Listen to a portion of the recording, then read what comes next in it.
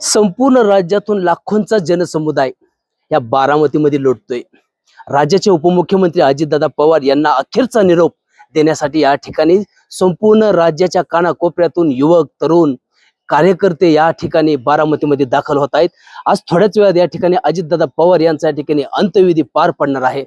आज आपल्यासोबत आपण जर पाहिलं या ठिकाणी विद्या प्रतिष्ठानच्या या ठिकाणी FYSYTY आणि लॉ कॉलेजच्या या ठिकाणी विद्यार्थिनी ह्या संपूर्ण भगिनी आज आपल्यासोबत जुळून आहेत. नेमके ह्या भगिनींना दादांबद्दल नेमकं काय वाटतंय, अखेरचे दादा आणि अखेरचं दादांचं नेमकं या ठिकाणी दादांबद्दल त्यांना काय वाटतंय, दादांची शेवटची आठवण दीदी ताई काय सांगशील, दादांच्या शेवटच्या आठवणी संदर्भात काय सांगताल? ते सायकलिंग रेसला आले होते तेवढेच शेवट बारामतीत आले होते, त्यानंतर आताच म्हणजे बारामतीत आले होते. पण त्यांच्याशिवाय बारामती हे काय काय होईल ते इमॅजिनच करू शकत नाही कोण. दादांच्या नेमक्या शेवटच्या आठवणी काय, दादांबद्दल काय सांगशील थोडक्यात? दादा खूप चांगला माणूस होता आमच्यासाठी. त्यांच्या घरातला माणूस गेला असं आम्हाला वाटते. कालपासून आमचं भेटण्याचं स्वप्न होतं, त्यांना अशा पद्धतीने भेटलं असं कधीच नव्हतं वाटलं. वाईट वाटतंय जेव्हा बघितलं तेव्हा, इमॅजिनच करू शकत नाही आम्ही बारामती त्यांच्याशिवाय काय. खूप वाईट वाटतं, शब्दच नाहीये आमच्याकडे, शब्द संपलेत आमच्याकडे. त्याच बारामती संपल्यासारखं वाटतं आम्हाला. नक्कीच आपण जर पाहिलं या ठिकाणी संपूर्ण विद्यार्थ्यांना देखील अश्रूंचा बांधा या ठिकाणी फुटलेला आपल्याला पाहिजे. ते काय सांगतात दादांच्या संदर्भात, काय सांगतात दादांच्या शेवटच्या आठवणी काय? तिथे सायकल रॅली असताना दादा आले होते. आम्ही दादांना खास बघण्यासाठी गेल्यावर दादांनी आम्हाला शेवटचा हात तो गाडीतून केला होता आणि कधीच वाटलं नव्हतं की तो शेवटचा बाय बाय असेल आम्हाला.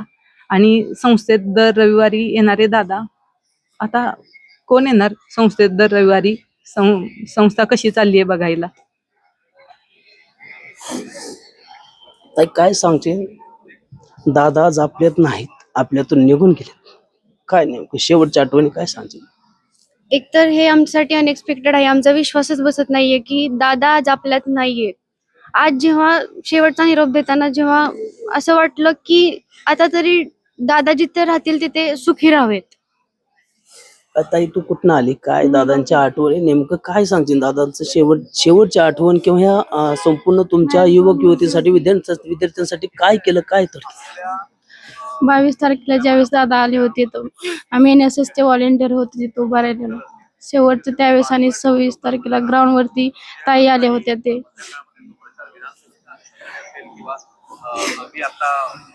नक्कीच या ठिकाणी आपण जर पाहिलं तर विद्यार्थी देखील खूप मोठ्या प्रमाणात देखील भाऊक झालेले, विद्यार्थ्यांना देखील अश्रूंचा या ठिकाणी संपूर्ण विद्यार्थ्यांना या ठिकाणी अश्रूंचा देखील बांधा फुटलेला आपल्याला देखील या ठिकाणी पाहिलं होतं.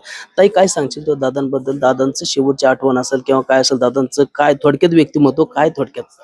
दादांनी आमच्यासाठी खूप काय काय केलं, एवढे मोठे कॉलेज काढलं. असं म्हणजे आम्ही कालपासून त्यांचे व्हिडिओज, रील्स वगैरे सगळं पाहतोय, पण वाटतच नाहीये की दादा अजून म्हणजे गेले तिथून. ते असं ऐकल्यावर खूप हे होते, म्हणजे सांगू पण शकत नाहीत का हे झालंय आम्हाला आता.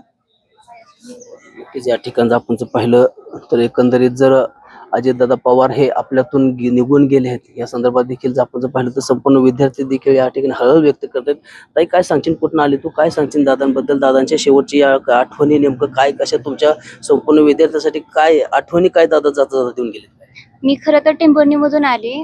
दादा म्हटलं की एकदम असं चांगलं व्यक्तिमत्व, एकदम टायमाला सगळं त्यांना सगळं एकदम व्यवस्थित लागतं. दादा जर यायचे म्हटले तरी एकदम स्वच्छता आहे, दादांना सगळं एकदम स्वच्छ हे लागतं.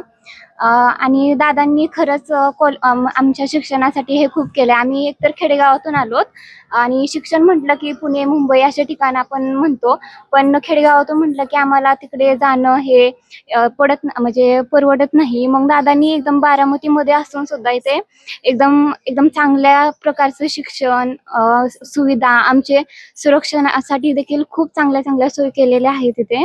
आणखी AI चं सेंटर आताच न्यू ओपन केलंय. सगळ्या सुविधा आमच्यासाठी दादांनी दिलेत. आणि आज दादा आमच्या सोबत नाही तर ही खूप दुःखाची गोष्ट आहे. आम्ही दादांना एवढं सांगेल की तुम्ही आमच्यासाठी खरंच खूप काही काही केलंय.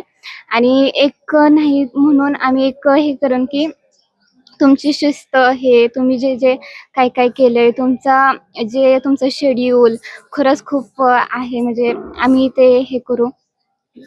ताई काय सांगशील तू? दादा आपल्यातून निघून गेले, नेमकं काय आहे? दादांच्या आठवणींबद्दल काय सांगशील?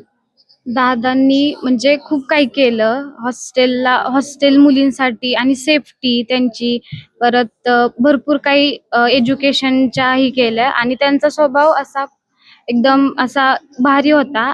त्यांना कुणी असं हे म्हटलं नाही की बाबा ते खूप ही आहेत, रूड आहेत, असं कधीच कोण बोललं नाहीये. ते खूप असं ही होते आणि आम्हाला विश्वास बसत नाहीये.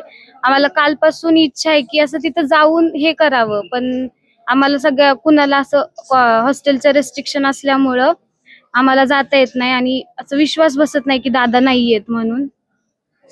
नक्कीच आपण एकंदरीत जर पाहिलं तर या ठिकाणी ह्या संपूर्ण विद्याप्रतिष्ठानच्या युवती या ठिकाणी होत्या, FISY आणि या ठिकाणी देखील लॉ कॉलेजच्या देखील या ठिकाणी संपूर्ण युवती होत्या. देखील या संपूर्ण ह्या विद्यार्थ्यांनी देखील आपल्या या ठिकाणी भावना दादा अजितदादा यांच्याबद्दलच्या ज्या संपूर्ण ज्या भावना आहे या ठिकाणी वेगवेगळ्या पद्धतीने देखील या ठिकाणी व्यक्त केलंय.